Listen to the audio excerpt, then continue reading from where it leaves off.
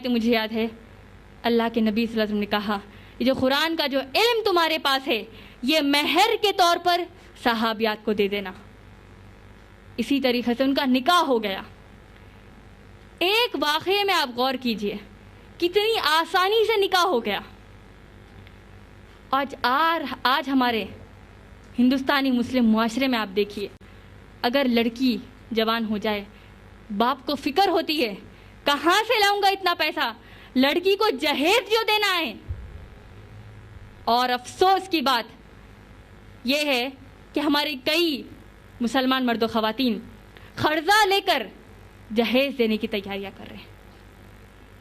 جہیز وہ لعنت ہے جس کے لیے ہم تمام مسلمان ذمہ دار ہیں کہ اللہ کہیں ہم سے آخرت میں نہ پوچھ لیں کہ تم نے اس جہیز کی لعنت کو ختم کرنے کی کیا کوشش کی. کیا ہم نے کوشش کی یا نہیں؟ ہم کو معلوم ہے اسلام میں جہیز نام کی کوئی چیز ہی نہیں ہے. نہ قرآن نہ صحیح احادیث صحابہ کرام کی زندگیوں سے کہیں سے بھی ثابت نہیں ہے کہ جہیز دینا پڑے گا. اور اس کے برخلاف اب غور کیجئے کہ جہیز کا اسلام میں کوئی تصور نہیں ہے لیکن اسلام میں مہر کا تصور ہے. اگر کوئی مرد نکاح کرتا ہے تو پھر اس کو چاہیے کہ وہ اپنی بیوی کو مہر ادا کرے. آج ہمارے پاس جہیز کی باضابطہ لسٹ بنتی ہے, کارڈ کے فارمیٹ پر چھپی جا رہی ہے, فہرست جہیز. اور میں جب وہ کارڈ پڑھ رہی تھی اس پہ سب سے پہلا آئٹم جو لکھا ہوا ہے جہیز کی لسٹ میں وہ کچھ اور نہیں بلکہ قرآن مجید ہے. ذرا غور کیجئے, حرام کام ہے جہیز, جہیز 100% حرام ہے. حرام کام میں آپ قرآن مجید دے رہے ہیں. سب سے پہلا آئٹم قرآن مجید, اور پھر گھر چلانے کی تمام چیزیں اس میں آ گئی, بستر, صوفہ سیٹ, کیمرہ, DVD پلیئر, تمام چیزیں, فریج, ریفریجریٹر, واشنگ مشین. ایسا لگتا ہے کہ لڑکی کی شادی نہیں کر رہے ہیں بلکہ اپنے لڑکی کو بیچ رہے ہیں. اتنے شاہی انداز سے فہرست جہیز چھپ کر ہم کو دیا جاتا ہے. اور ہمارے کئی جو مسلم معاشرے میں عام ہیں کہ ہم ایک دم فخر سے لسٹ دیتے ہیں کہ یہ چیزیں ہم کو چاہیے. اور فہرست جہیز جو لسٹ ہے اس میں موبائل فون بھی, دیگر جہیز کا سامان موبائل فون تک لکھا ہوا ہے. موبائل فون, اسکوٹر, بائک, یہ تمام چیزیں لکھے ہوئے. میں نے سوچا ماشاءاللہ زمانہ اتنا ایڈوانس ہوتا جا رہا ہے تو آگے جب فہرست جہیز کی لسٹ بنے گی تو وہاں پر لیپ ٹاپ کا بھی نام ڈال دیں گے. ہم کو لیپ ٹاپ بھی چاہیے, اب لیپ ٹاپ بھی جہیز میں ہم مانگ لیں گے. ایئر ٹکٹ بھی مانگیں گے, بچے کو جا کر MBA کرنا ہے امریکہ جا کر, ایئر ٹکٹ مانگیں گے, ویزا کے پیسے مانگیں گے. اس قدر ہم اس گناہ میں ملوث ہیں کہ ہم اس کا احساس ہی نہیں ہو رہا ہے. کتنا آسان اسلام میں نکاح ہے. اسلام میں نکاح کتنا آسان ہے.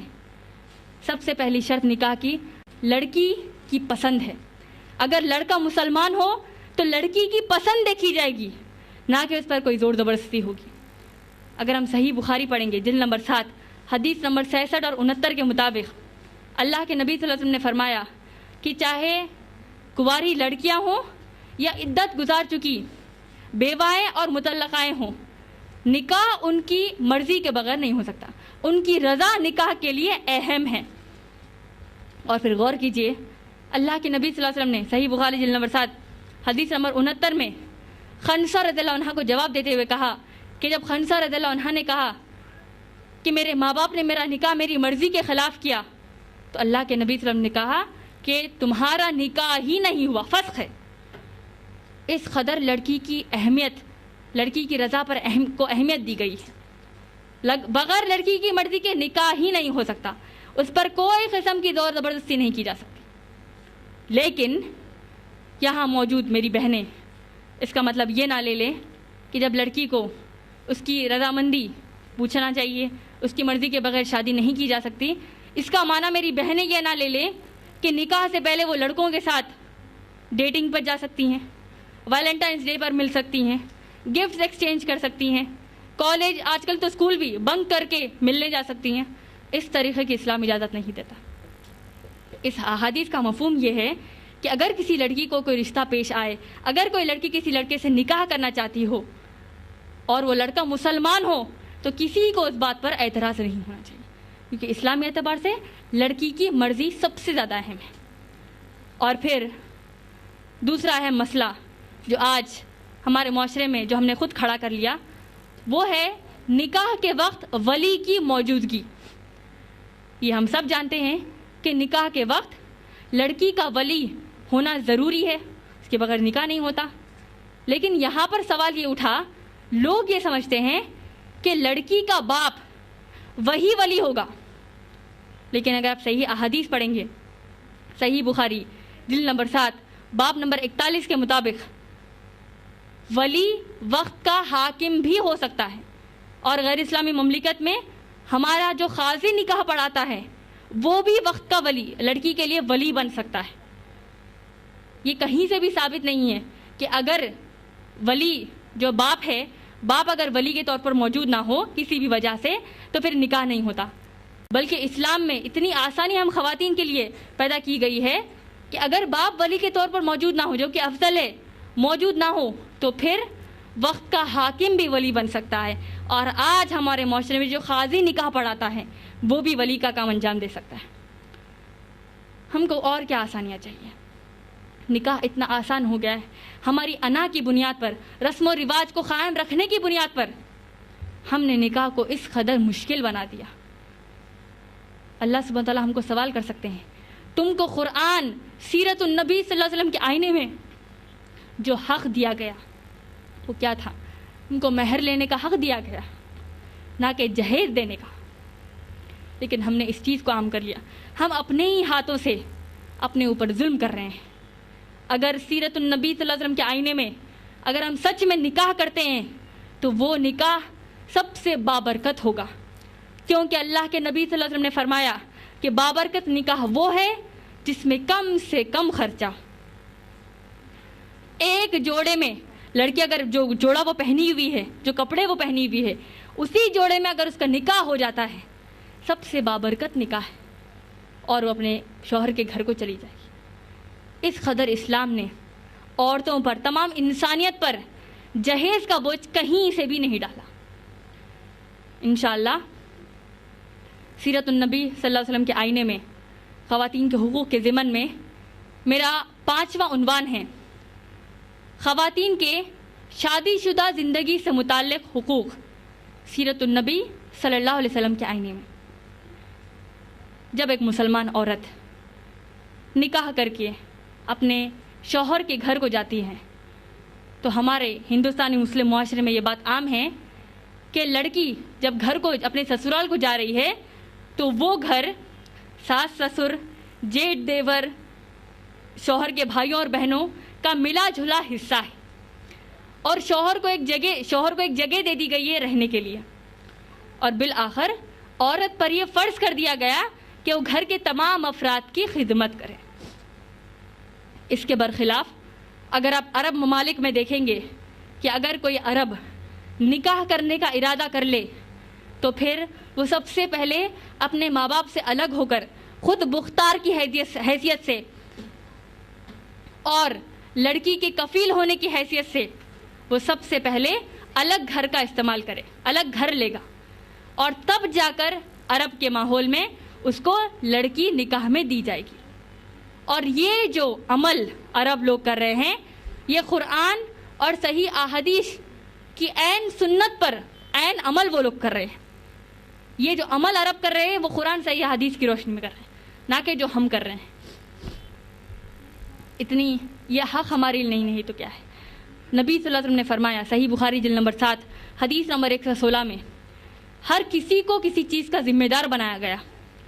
حاکم ملک کا ذمہ دار ہے، شوہر اپنی بیوی بچوں گھر کا ذمہ دار ہے، بیوی اپنے بچوں کی پرورش اور شوہر کے گھر کی ذمہ دار ہے، اور ہر کسی کو جس کے انڈر کوئی ہوگا، یعنی ذمہ داری جس کو دی جائے گی، اس کو اس ذمہ داری کے بارے میں قیامت میں پوچھا جائے گا۔ اس حدیث سے، قرآن صحیح حدیث کی تمام تعلیمات آپ اٹھا کر لے لیجیے، کہیں پر بھی لکھا ہوا نہیں ہے کہ خواتین کو، اس کے سسرال والوں کو تمام مکمل طریقے سے خدمت کرنا ہوگا۔ ساس سسر جیٹھ دیور ان تمام کی خدمت کرنے کی اجازت اسلام نے کبھی بھی نہیں دیا. کیوں؟ کیونکہ آپ اگر ٹھنڈے دل سے غور کریں گی کہ اس جوائنٹ فیملی کے نظام یعنی متحد خاندان جس کو ہم کہتے ہیں، اس نظام سے کیا تباہیاں پھیل رہی ہیں. سب سے پہلی اور سب سے اہم جو نقصان ہمارا ہو رہا ہے وہ ہے کہ ہم ہمارے حجاب کو ترک کر رہے ہیں. ہمارے دل میں ایسا خیال بھی نہیں آتا کہ ہم ہمارے جیٹ دیور کے سامنے اگر با حجاب آ جائے، حجاب کے ساتھ آ جائے تو ہم کو شرم محسوس ہوتی ہے. بے حجاب آئیں تب جا کر ہم کو کوئی مسئلہ نہیں ہے. ہمارے دل میں خیال آتا ہے استغفر اللہ، کیا میں اپنے دیور کے بارے میں ایسا سوچوں گی؟ استغفر اللہ، کیا میں اپنے جیٹ کے بارے میں ایسا سوچوں گی؟ اللہ کے نبی صلی اللہ علیہ وسلم نے جب ہم کو حکم دیا ہے حجاب کا کہ تمام غیر محرم مرد کے سامنے جن کے ساتھ تا حیات آپ نکاح کر سکتی ہیں، ان تمام کے سامنے حجاب کرنا ہے کا مطلب ہم کو حجاب کرنا ہے. اور یہ ہماری کیسی بے بسی ہے کہ ہم حجاب کو ترک کرنے کے بعد یعنی ہمارے جیٹ دیور تمام غیر محرم کے سامنے ہم بے حجاب نکلنے کے بعد ہم کو یہ تصور ہی نہیں ہے کہ ہم گناہ کر رہے ہیں.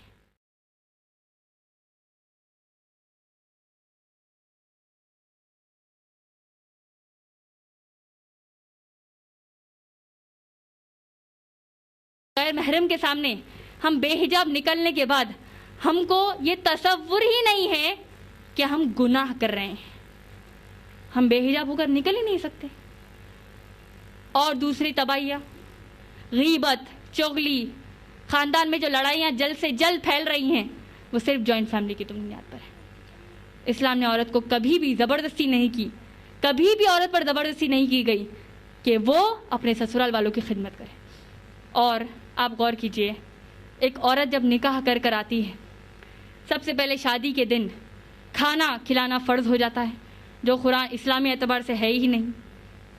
اور پھر نکاح کے بعد جب بہو زچہ ہوتی یعنی جب اس کو وہ پریگننٹ ہوتی ہے، جب بچہ پیدا ہو جاتا ہے تو وہ زچگی کا تمام خرچہ، پہلی زچگی کا خرچہ عموماً ماں باپ کرتے ہیں.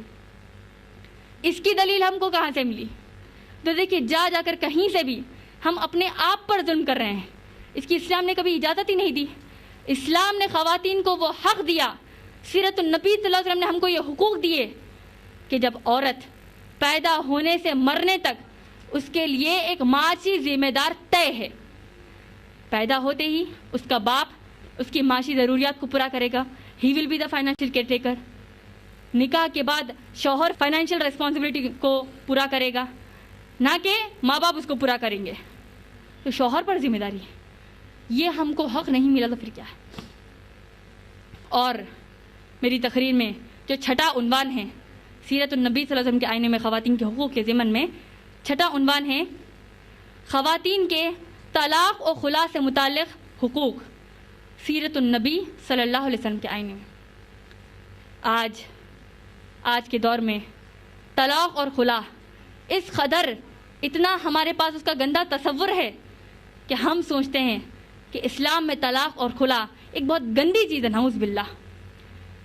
جو ہم یہ سوچ رہے ہیں اس پر، یہ ایک جملے پر ہمارے کہ اسلام میں سب اچھا ہے، طلاق اور خلا نہیں رہنا تھا، یہ ایک ہمارے جملے پر یہ کافی ہے کہ ہم کو اسلام سے خارج کر دیا جائے. اگر طلاق اور خلا کو صحیح طریقے سے استعمال کریں گے تب جا کر یہ عورتوں کے لیے رحمت ہے. اگر طلاق اور خلا کا غلط استعمال کریں گے تو یہ ہمارے لیے زحمت بن جائے گی. اور آج ہمارے پاس طلاق کا تصور کس طرح ہے کہ اگر شوہر گھر بیٹھ کر سموسے کھا رہا ہو، اس کو سموسے ذائقے دار نہیں دکھے تو وہ کہے گا کہ وہ غصے میں آ جائے گا، اس کو اچھا نہ لگے گا کہ بیوی اس کو جواب دے رہی ہے. تب جا کر وہ فوری کہہ دے گا طلاق طلاق طلاق، نکال دیا گھر سے باہر. بیوی اپنے ماں باپ کے گھر کو روتی روتی جاتی ہے کیونکہ اسلام ایسا ہے 3 بار شوہر طلاق کہہ دے گا طلاق پڑ جاتی ہے. واللہ قرآن، صحیح احادیث، صحابہ اکرام رضی اللہ عنہم اجمعین کے فہم اور منہج سے ہم کو کہیں بھی یہ ثابت ہی نہیں ہوتا کہ طلاق جس طرح آج ہمارے پاس جو غلط تصور ہے یہ اسلام نے ہم کو سکھایا. بلکہ اس قرآن پر اگر ہم غور کریں گے، اس قرآن میں آپ کو نماز پڑھنے کا مکمل طریقہ تو نہیں بتایا گیا، آپ کو زکوٰۃ دینے کا طریقہ نہیں بتایا گیا، بلکہ آپ کو طلاق کا صحیح طریقے سے تصور بتا دیا گیا ہے۔ کیوں؟ ہو سکتا ہے اللہ سبحانہ تعالیٰ کو معلوم ہے ہم اس مسئلے پر ہی جھگڑے کریں گے، اس مسئلے پر بھی ہم کو غلط تصور ہمارے پاس رہے گا۔ طلاق کا مکمل طریقہ قرآن میں بتا دیا گیا۔ اگر ہم قرآن مجید پڑھیں گے، اللہ سبحانہ تعالیٰ فرماتے ہیں سورہ بقرہ سورہ نمبر 2 اور سورہ طلاق سورہ نمبر 65 آیت نمبر 1 سے 3 میں طلاق کا طریقہ کیا ہے کہ اگر کوئی شوہر اپنی بیوی کو طلاق دیتا ہے تو بیوی اسی شوہر کے گھر میں افضل یہی ہوگا، شوہر کے گھر میں وہ اپنے 3 حیض کو مکمل کرے گی، یعنی 3 بار اس کو پیریڈ سے گزرنا ہوگا۔ یہ اس کی پہلی عدت ہو گئی۔ اس دوران اگر وہ لوگ مل لیتے ہیں، بستر کر لیتے ہیں تو پھر الحمدللہ، لیکن اگر عدت گزر چکی تب جا کر دونوں الگ ہو جائیں گے۔ اب اگر دوسری مرتبہ وہ نکاح کرنا چاہتے ہوں تو تجدید نکاح ہوگا، نکاح کروا دیا جائے گا۔ اب جا کر اگر شوہر نے پھر طلاق کہا، پھر بیوی کو 3 بار حیض سے گزرنا ہوگا، 3 مرتبہ she should undergo her menstruations، periods آنے ہوں گے 3 مرتبہ۔ اس دوران مل لیتے ہیں، بستر کر لیتے ہیں، طلاق نہیں ہوتی، یعنی مل سکتے ہیں، لیکن اگر عدت گزر گئی تب جا کر وہ دونوں الگ الگ ہو جائیں گے۔ اب اگر تیسری مرتبہ وہ لوگ نکاح کرنا چاہتے ہو، نکاح کر لیں گے۔ نکاح کرنے کے بعد اگر پھر سے شوہر طلاق دے تب جا کر بیوی اپنی عدت کو ماں باپ کے گھر میں پوری کرے گی اور وہ لوگ الگ ہو جائیں گے، الا یہ کہ حلالہ کے ذریعے وہ لوگ پھر سے مل سکتے ہیں، شادی کر سکتے ہیں، نکاح کر سکتے ہیں۔ حلالہ کا تصور اسلام میں قرآن مجید میں سورہ بقرہ سورہ نمبر 2 آیت نمبر 230 کے مطابق یہ بتایا گیا ہے کہ بیوی کو جب شوہر 3 بار طلاق دے دیتا ہے الگ الگ بیٹھک میں، تب وہ کسی اور سے نکاح کرے گی اور پھر قدرتی طور پر ان کا طلاق ہوگا، پلان نہیں ہوگا کہ نکاح کرنے کے بعد میں اس سے طلاق لے کر اپنے پہلے شوہر کے پاس جاؤں گی۔ قدرتی طور پر ان کا طلاق ہوگا اور طلاق ہونے کے بعد، عدت گزارنے کے بعد وہ اپنے پہلے شوہر سے نکاح کرے گی۔ یہ اسلام میں مکمل طلاق کا تصور ہے۔ اور خلا، جہاں بیوی پہل کرتی ہے، جہاں بیوی شوہر سے خلا مانگتی ہے، اس کا تصور اسلام میں کیا ہے؟ ایک مرتبہ ایک صحابیہ بریرہ رضی اللہ عنہا اللہ کے نبی صلی اللہ علیہ وسلم کے پاس آتی ہیں، جس کا ذکر صحیح بخاری جلد نمبر 7 حدیث نمبر 206 میں بتایا گیا۔ اللہ کے نبی صلی اللہ علیہ وسلم کہتے ہیں، اے بریرہ، تم اپنے شوہر کو کیوں چھوڑنا چاہتی؟ وہ تمہیں کتنا چاہتا ہے؟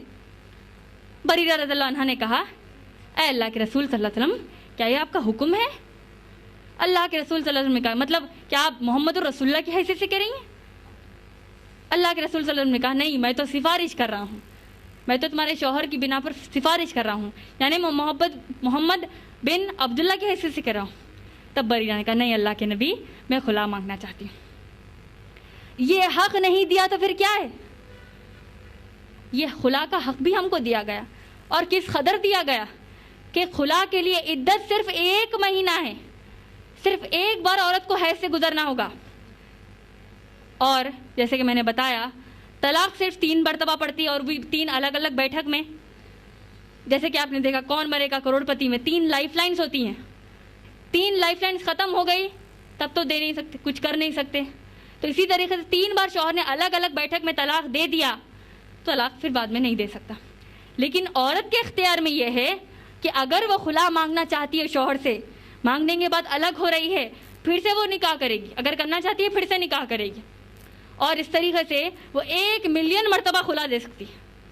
اسلام نے اس کو چھوٹ دی ہے، لیکن کوئی بھی ایسا کرے گا نہیں، لیکن چھوٹ ہم کو وہ دی گئی ہے، عورت کو حق دیا گیا ہے، حقوق ہم کو دیے گئے، غلط استعمال کریں گے اس کی سزا ہم کو ملے گی۔ لیکن ان تمام جو ہم کو حقوق بتائے گئے، اس کی باٹم لائن کیا ہے، اس کا نتیجہ کیا ہے؟ کہ قربان ہو جائیں ہمارے نبی محمد صلی اللہ علیہ وسلم پر، کہ چاہے وہ مرد ہو یا عورت، ہم تمام کو بہترین حقوق دیے، اتنا پیارا مقام دیا۔ اور دیکھیے مقام میں بھی عورت کو جو مقام دیا ہے، صحیح بخاری جلد نمبر 8 حدیث نمبر 2 کے مطابق ایک صحابی کو جواب دیتے ہوئے اللہ کے رسول صلی اللہ علیہ وسلم کہتے ہیں کہ اللہ اور اس کے رسول صلی اللہ علیہ وسلم کے بعد تمہارے لیے حسن سلوک کرنے کا جو جس کے ساتھ تم کو حسن سلوک کرنا ہے وہ کوئی اور نہیں بلکہ تمہاری والدہ ہے. اور پھر 2 مرتبہ نبی صلی اللہ علیہ وسلم نے پھر سے کہا تمہاری والدہ ہے. تیسری مرتبہ بھی کہا تمہاری والدہ ہے. چوتھی مرتبہ جب صحابی نے کہا تب کہا تمہارے والد ہیں. 3 مرتبہ یعنی 75% لو اینڈ ریسپیکٹ ہم عورتوں کو ملی ہے ماں کے طور پر. 25% 25% باپ کو ملا ہے. کا مطلب ہم خواتین ہم کو اس کا علم ہی نہیں ہے کہ جب ہم بچوں کی پرورش کر رہی ہیں ایک ماں کا درجہ جو ہم کو بتایا گیا ہے اس کا احساس ہم کو کیسے ہو سکتا ہے. اس کا معنی یہ ہوا کہ اللہ کے نبی صلی اللہ علیہ وسلم نے ہم کو گولڈ میڈل دیا, سلور میڈل دیا, برونز میڈل دیا, کانسولیشن پرائز باپ کو دے دیا. یعنی سونے کا تمغہ عورت کو دیا, چاندی کا تمغہ عورت کو دیا, تانبے کا تمغہ عورت کو دیا, تسلی کا انعام باپ کو دیا. یہ مرتبہ ہے ہمارا, یہ حق ہے ہمارا. اور پھر اگر ہم یہ دعویٰ کرتے ہیں, ہم سیرت النبی صلی اللہ علیہ وسلم پر گفتگو کر رہے ہیں, ہمارا دعویٰ کیا ہے کہ ہم اللہ کے بعد ہمارے رسول محمد صلی اللہ علیہ وسلم سے سب سے زیادہ محبت کرتے ہیں. یہی ہمارا دعویٰ ہے انشاءاللہ. لیکن صرف کہنا کافی نہیں ہے. اللہ سبحانہ تعالیٰ قرآن مجید میں فرماتے ہیں سورہ آل عمران سورہ نمبر 3 آیت نمبر 31, سورہ آل عمران سورہ نمبر 3 آیت نمبر 32, سورہ آل عمران سورہ نمبر 3 آیت نمبر 132, سورہ نساء سورہ نمبر 4 آیت نمبر 59, سورہ نساء سورہ نمبر 4 آیت نمبر 80, سورہ مائدہ سورہ نمبر 5 آیت نمبر 92, سورہ انفال سورہ نمبر 8 آیت نمبر 1, سورہ انفال سورہ نمبر 8 آیت نمبر 20, سورہ انفال سورہ نمبر 8 آیت نمبر 46, سورہ نور سورہ نمبر 24 آیت نمبر 52, سورہ نور سورہ نمبر 24 آیت نمبر 54, سورہ مجادلہ سورہ نمبر 58 آیت نمبر 12, سورہ محمد صلی اللہ علیہ وسلم سورہ نمبر 47 آیت نمبر 33 اور سورہ تغابن سورہ نمبر 64 آیت نمبر 12. ان تمام مقامات پر اللہ سبحانہ تعالیٰ نے کہا اطیعوا اللہ و اطیعوا الرسول, اطاعت کرو اللہ کی اور اطاعت کرو اللہ کے رسول محمد صلی اللہ علیہ وسلم کی. اطاعت کرنے تو ہم تیار ہیں انشاءاللہ, لیکن اطاعت کیسے کریں گے؟ اللہ سبحانہ تعالیٰ سورہ آل عمران کی آیت نمبر 31 میں فرماتے ہیں قل ان کنتم تحبون اللہ, اگر تم یہ کہتے ہو کہ تم نبی کو چاہتے ہو, اگر تم یہ دعویٰ کرتے ہو کہ تم اللہ کو چاہتے ہو, فاتبعونی, رسول کی اطاعت کرو. اگر اللہ سے محبت کا تم یہ ارادہ کر رہے ہو, بیان کر رہے ہو, اللہ کے رسول صلی اللہ علیہ وسلم کی اطاعت کرو. اور اطاعت ہم کیسے کریں گے؟ قرآن, صحیح احادیث اور صحابہ کرام رضی اللہ عنہم اجمعین کے فہم اور منہج کے حساب سے ہم ہماری زندگی گزاریں گے. وہ کیسے نبی تھے صلی اللہ علیہ وسلم کے کہ اللہ کے نبی صلی اللہ علیہ وسلم نے ہم جیسے مسلمانوں کے لیے, ہم تمام مسلمانوں کے لیے, یہ امت کے لیے تہجد میں رات میں اٹھ کر ہم مسلمانوں کے لیے دعائیں مانگتے تھے, یہاں تک کہ نبی صلی اللہ علیہ وسلم کے پیر سن ہو جاتے تھے, سوج جاتے تھے. کس کے لیے دعا کی؟ آپ کے لیے اور میرے لیے دعا کی. کون سی دعا کی؟ یہ نہیں دعا کی کہ لڑکی کی شادی جلدی ہو جائے, یہ نہیں کہ ہم جلدی پاس ہو جائے, ہم کامیاب ہو جائے. یہ اصل کامیابی کی دعا ہمارے نبی صلی اللہ علیہ وسلم نے ہمارے لیے, وہ ہے آخرت کی کامیابی. مغفرت کی دعائیں کرتے تھے اور کرتے کرتے یہ حال ہو جاتا تھا کہ ان کے پیر سوج جاتے تھے. اور آخرت کے دن جب سب سے پہلا حساب و کتاب اللہ سبحانہ تعالیٰ محمد صلی اللہ علیہ وسلم کا کریں گے اور اس کے بعد صحابہ صحابیات کا کریں گے, اللہ سبحانہ تعالیٰ کہیں گے اے محمد صلی اللہ علیہ وسلم آپ جنت میں داخل ہو جائیے, آپ لوگوں کا حساب کتاب ہو چکا, جا سکتے ہیں جنت میں. اللہ کے نبی صلی اللہ علیہ وسلم جنت میں جاتے ہیں, جانے سے پہلے دروازے پر ہی اللہ کو پلٹ کر کہتے ہیں, ہم تمام انسانوں کو وہاں پر دیکھ کر کہیں گے امتی امتی, میری امت میری امت. اس کا معنی کیا ہے؟ غور کیجئے, وہ محبت پر اللہ نے جنت دے دی, جنت میں جانے والے ہیں, لیکن کیا کہا ہے اللہ میری امت, اس کا بھی حساب کتاب کرنا ہے, اس کو بھی میرے ساتھ شامل کریں. وہ محبت ہے ہمارے نبی محمد صلی اللہ علیہ وسلم کی. تو میں آپ تمام بہنوں کو یہ نصیحت کرتی چلوں کہ ہم ہماری زندگی جو گزار رہے ہیں اس میں کہاں پر ہم اللہ کے رسول صلی اللہ علیہ وسلم کے مطابق ہم کو عمل کرنا ہے، اور عمل کرتے وقت جو ہم کو مشکلیں آئیں گی وہ صرف 60 70 80 سال کے لیے آئیں گی. مر جائیں گے تو فلاح ہمارے لیے ہے، ہمارے لیے آخرت کی کامیابی ہے. اسی کے ساتھ میں اپنی تقریر کو ختم کرتی ہوں اللہ کے نبی صلی اللہ علیہ وسلم کے اس قول کے ساتھ جس سے میں نے اپنی تقریر شروع کی. اللہ کے نبی صلی اللہ علیہ وسلم نے فرمایا حجۃ الوداع میں، ایھا الناس، اے انسانوں، اے لوگوں، انا لکم علی نسائکم حقا ولہن علیکم حقا، تمہاری عورتوں کو تم پر چند حقوق ہیں لیکن شوہر کو بھی تم پر کچھ حقوق ہے. اسی کے ساتھ میں اپنی تقریر کو ختم کرتی ہوں. وآخر دعوانا ان الحمد للہ رب العالمین. جزاک اللہ خیرن، بارک اللہ. یہ تھی محترمہ امت المتین صاحبہ، BSc جینیٹکس، نازبہ، شعبہ خواتین IREF. اور اب وہ بہترین خوشخبری کا وقت ہوتا ہے، اور میں آج کے مہمان خصوصی محترمہ صفورہ اختر سے گزارش کرتی ہوں کہ محترمہ امت المتین کی CD بعنوان کیسے بن سکتی ہوں میں کامیاب عورت کی رسم اجرا انجام دیں.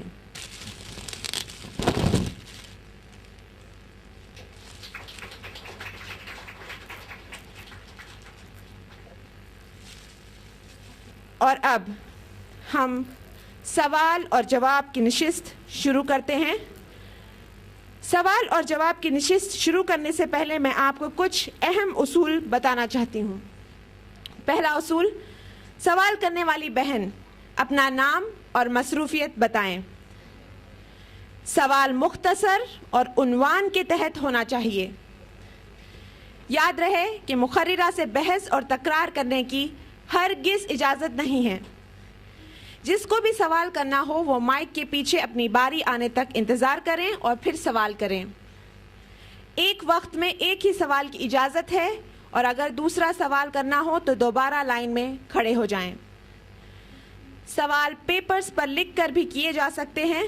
اپنا سوال تقسیم کیے گئے پیپرز پر لکھ کر IREF شعبہ خواتین کے موجود والنٹیئر سسٹرز کو دے سکتے ہیں، اور وہ ان پیپرز کو سٹیج تک پہنچا دیں. لیکن پیپرز کے سوال پروگرام کے آخر میں ہی لیے جائیں گے. اصولوں کی پابندی نہ ہونے پر مجبوراً سوال کرنے والی بہن کو سوالات سے میں روک دوں گی، اور اس کا مجھے پورا اختیار ہے. لیتے ہیں پہلا سوال. السلام علیکم جی، میں ایک ہوم میکر ہوں اور MA کری ہوں. بہن آپ کا نام؟ میرا نام عائشہ زینت ہے جی. میرا سوال یہ ہے کہ اگر ایک مسلمان لڑکی شادی کرنا چاہتی ہے تو اسلام میں اس کی شریعت کیا ہے؟ وعلیکم السلام ورحمۃ اللہ وبرکاتہ.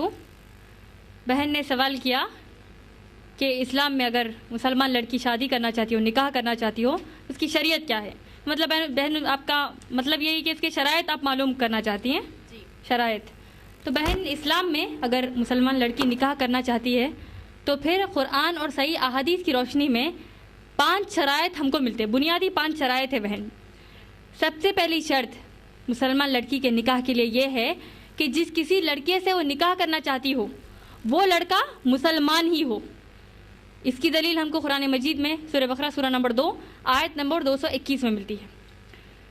اور دوسری شرط مسلمان لڑکی کے نکاح کے لیے وہ یہ ہے کہ قرآن مجید میں سورہ نساء سورہ نمبر 4 آیت نمبر 22 سے 24 میں جو رشتے بیان کر دیے گئے ہیں جن سے عورت تا حیات نکاح نہیں کر سکتی. مثال کے طور پر باپ، سگا بھائی، سگا چاچا، سگا ماموں، ان سے عورت تا حیات نکاح نہیں کر سکتی. اس کی فہرست دے دی گئی ہے. اور صحیح بخاری جلد نمبر 7 حدیث نمبر 47 کے مطابق اس مرد سے نکاح نہیں کر سکتی جس کی بنیاد شگار ہو. تیسری شرط مسلمان لڑکی کے نکاح کے لیے یہ ہے کہ اس کی اپنی پسند کا رشتہ، یعنی اگر کسی مسلمان لڑکی کا نکاح اس کی مرضی کے بغیر ہو، اور اگر وہ لڑکی ذمہ داروں کو شکایت کر دے کہ اس کے ماں باپ نے یا دوسرے سرپرستوں نے اس کا نکاح زبردستی کرایا ہو، تو پھر جس کسی کو وہ شکایت کرے گی، ذمہ دار کو شکایت کرے گی، وہ اس عورت کا اس مرد کے ساتھ نکاح فسخ کر دیں گے، یعنی دونوں کو بغیر طلاق اور بغیر خلا کے تڑوا دیں گے، اور اس لڑکی کو اس لڑکے سے جدا کر دیں گے، الگ کر دیں گے، جس سے کہ زبردستی نکاح کروایا گیا تھا۔ اس کی دلیل صحیح بخاری جلد نمبر 7 حدیث نمبر 66 اور 69، یعنی صحیح بخاری والیوم نمبر 7 حدیث نمبر 67 اور 69۔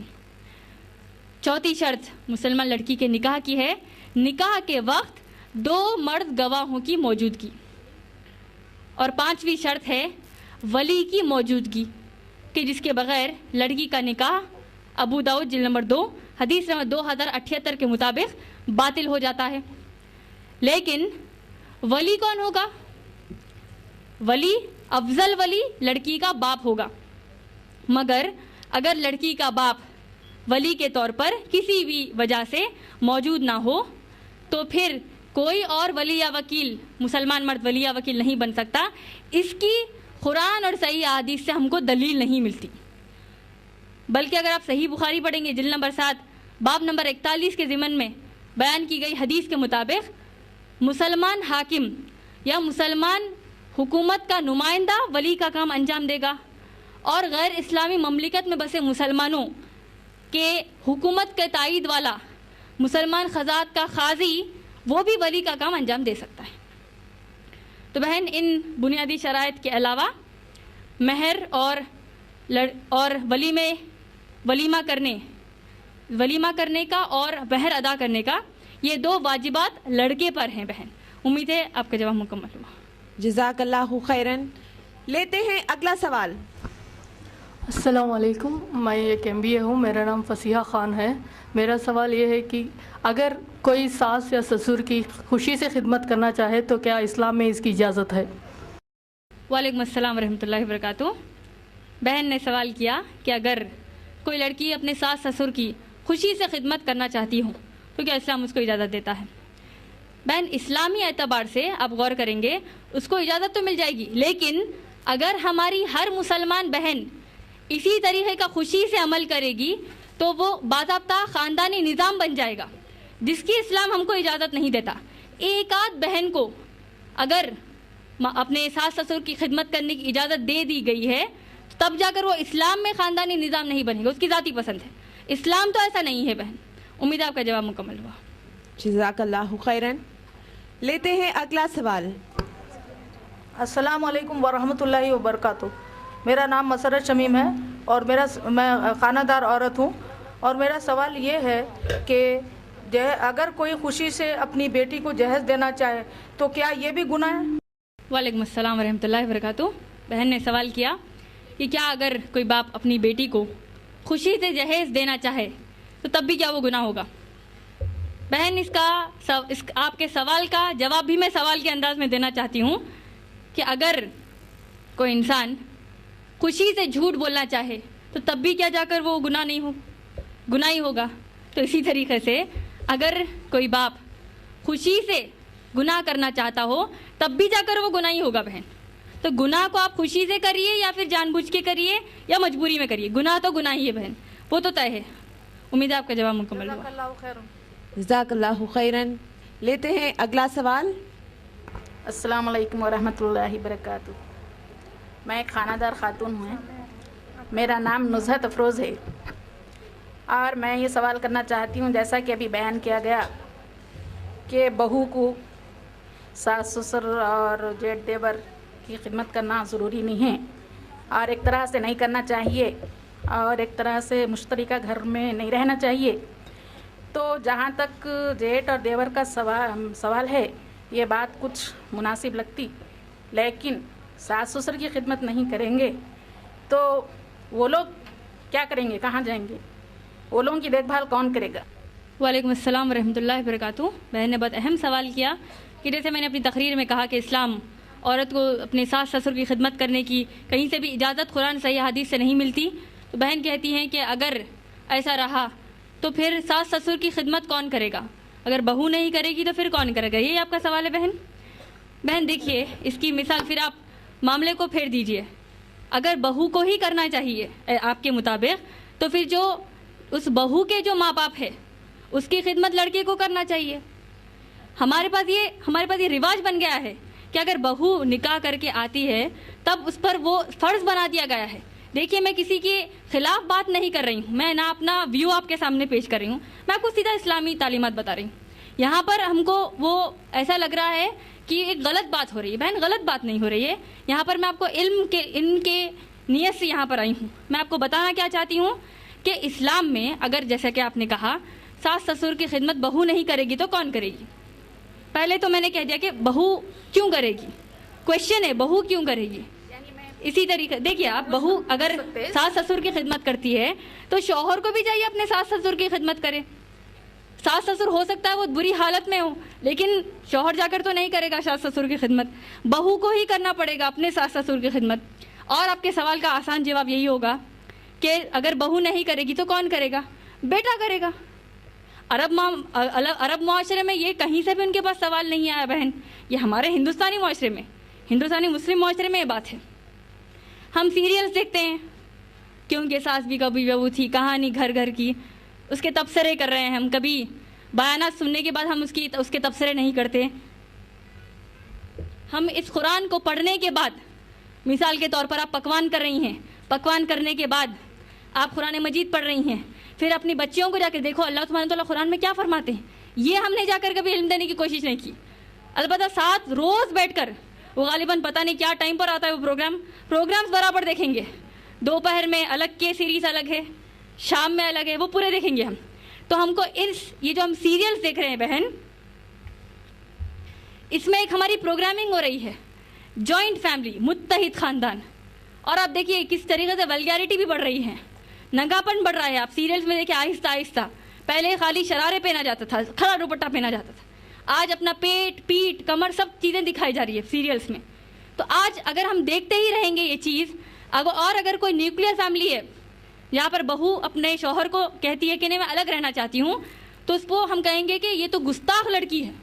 گستاخ لڑکی نہیں ہے بہن, اللہ نے, اسلام نے, سیرت النبی صلی اللہ علیہ وسلم نے اس کو اجازت دی ہے.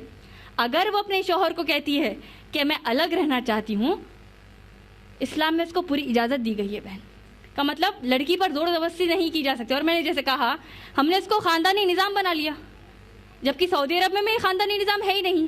اور اسلام جو ہمارا دین ہے یہ شریعت ہے, ایک نظام قائم کرنا ہے, زکوٰۃ کا نظام اور دوسرے تمام جو ہمارے پاس نظام ہے. سب سے پہلے 5 بنیادیں جو ہم کو نظام کے طور پر قائم کرنا ہے. توحید کا عمل جو ہم کو کرنا ہے, اظہار کرنا ہے, نماز پڑھ کے اظہار کرنا ہے, زکوٰۃ دے کے اظہار کرنا ہے, روزے رکھ کر اظہار کرنا ہے. یہ تو ہم جو کر رہے ہیں یہ ہم اظہار کر رہے ہیں نظام. لیکن اس نظام میں اگر کوئی یہ کہے کہ اسلام میں عورت کو اس کی بہو کی, اس کی ساس سسر کی خدمت کرنا فرض ہے, پھر کون کرے گا؟ یہ ہم کو کہیں بھی اسلام سے نہیں ملتا. پھر بھی آپ کو کوئی سوال ہے تو آپ انشاءاللہ دوبارہ کر سکتی ہیں. جزاک اللہ خیرن. ایک اور سوال آیا ہے کہ کون سی نوکری کرنا جائز ہے. بہن نے اپنا نام اور پیشہ نہیں لکھا. وعلیکم السلام ورحمۃ اللہ وبرکاتہ. بہن نے سوال کیا کہ کون سی نوکری کرنا جائز ہے. بہن میں نے اپنے تقریر میں آپ کو 3 شرائط بتا دیے تھے. آپ نوکری کر سکتی ہیں, اجازت دے دی گئی. اصل ذمہ داری کو پورا کرنے کے بعد آپ کرتی ہیں, کوئی ممانعت نہیں ہے اسلام میں. لیکن 3 شرائط کو آپ پورا کر دیجئے, انشاءاللہ میں اس کو دہرا دیتی ہوں. پہلی شرط کہ جو کوئی آپ نوکری کر رہی ہیں وہ نوکری غیر اسلامی نہ ہو. دوسری شرط آپ کو آپ کا حجاب نکالنا نہیں چاہیے نوکری کرتے وقت, تو عموماً ہم اس پر کمپرومائز کر رہے ہیں, وہ ہم نہیں کر سکتے. تیسرا کہ غیر مردوں کے ساتھ, غیر محرم مردوں کے ساتھ لگاتار اور غیر ضروری اٹھنا بیٹھنا, ہنسنا بولنا, اس کی اسلام میں اجازت نہیں دیتا. بہن آپ نے جنرل سوال کیا تھا, الحمدللہ میں نے جنرل جواب دیا. جو کوئی آپ نوکری کرنا چاہتی ہیں 3 شرائط میں فٹ کر لیجئے, تب جا کر آپ اپنی اصل ذمہ داری کو پورا کرتے ہوئے نوکری کر سکتی ہیں. امید ہے آپ کا جواب مکمل ہوا. جزاک اللہ خیرن. لیتے ہیں اگلا سوال مائک سے. السلام علیکم ورحمۃ اللہ وبرکاتہ. میرا نام صفیہ حسین ہے, میں ہوم میکر ہوں. میرا سوال ہے, جو اس صوفیزم رہتے ہیں ان لوگوں کو مطلب وہ وسیلے سے مانگ سکتے ہیں, مطلب جو اولیاء اللہ ہے یا جو درگاہ میں ہیں یا جیسا بڑے جو ان کے پیمانے میں ہیں ان کے وسیلے سے ہم مانگ سکتے ہیں کہہ کے بولتے ہیں, تو اس کے بارے میں ہم کیسے ان لوگوں کو بتا سکتے ہیں کہ ایسا نہیں ہے؟ وعلیکم السلام ورحمۃ اللہ وبرکاتہ.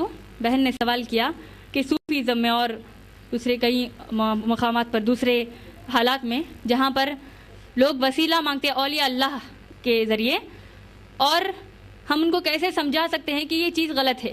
یہی آپ کا سوال ہے بہن؟ من الحمدللہ آپ کوشش کر رہی ہیں. اللہ سبحانہ تعالیٰ سورہ نحل سورہ نمبر 16 آیت نمبر 125 میں فرماتے ہیں, ادعو الی سبیل ربک بالحکمہ والموعظۃ الحسنہ وجادلہم باللتی ہی احسن. تم لوگوں کو اسلام کی طرف بلاؤ, کیسے؟ حکمت سے, بہت بہترین تعلیمات دے کر, اور ان کے ساتھ بہترین انداز میں بحث کرو. تو بہن الحمدللہ اب آپ کیسے کریں گی؟ جو کوئی معاملہ آپ کے پاس پیش آتا ہے, آپ کو غلط لکھنے کی بنیاد کیا ہے؟ کہ وہ قرآن, صحیح احادیث, صحابہ اکرام رضی اللہ عنہم اجمعین کے فہم اور منہج سے ثابت نہیں ہے. اگر ثابت نہیں ہے تو ہم وہ عمل نہیں کر سکتے.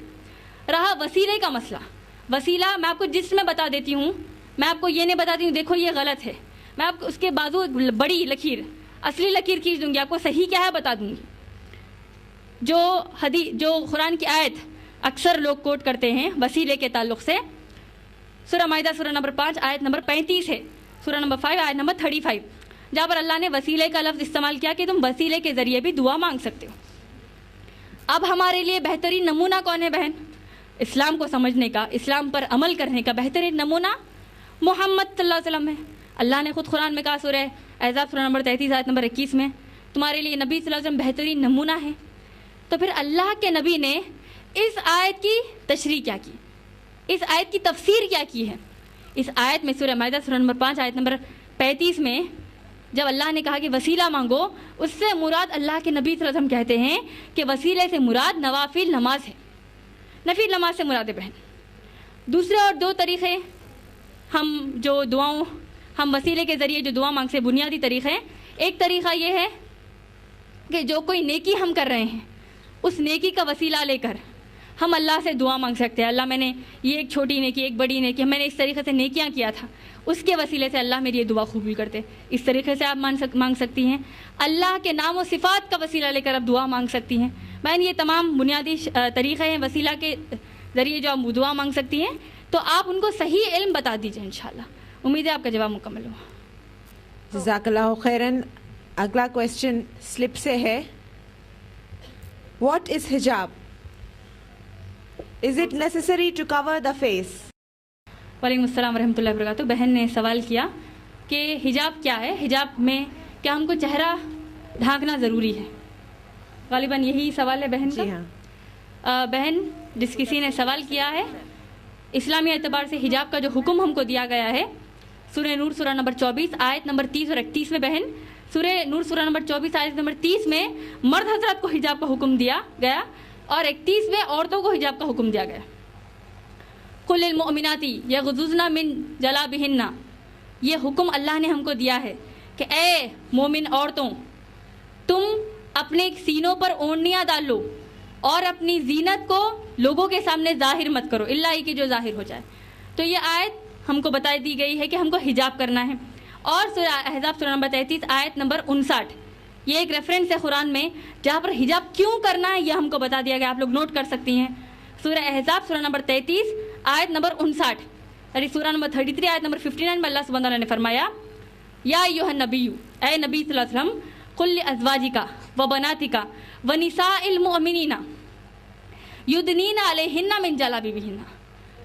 اے نبی صلی اللہ علیہ وسلم کہہ دیجیے آپ کی بیویوں سے, صاحبزادیوں سے اور مومن عورتوں سے کہ جب وہ اپنے گھر سے باہر نکلیں تو اپنے اوپر اچھی خاصی موٹی چادر سے وہ اپنے آپ کو ڈھانک لیں تاکہ وہ ستائی نہ جائیں, so that they are not molested, and Allah is of forgiving most merciful. اور اللہ ہر چیز, اور اللہ بے شک معاف کرنے والا ہے. اب جیسے کہ آپ نے کہا کہ یہ چہرے کا حجاب ہم پر ضروری ہے, میں حجاب کو پر عمل کرنے کے لیے قرآن صحیح احادیث کی روشنی میں طریقے ہم کو بتائے گئے. سب سے پہلا جو کنڈیشن ہے بہن، شرط ہے حجاب کے لیے، وہ یہ ہے، مرد حضرات کے لیے الگ ہے. ان کے لیے ہے ناف سے ٹخنے سے اوپر تک، from the naval to the نی جسٹ ابو دا اینکلس، منیمم کم سے کم وہ پورشن وہ ڈھانک لے، وہ ان کا حجاب ہے. عورت کے لیے سر سے لے کر پاؤں تک.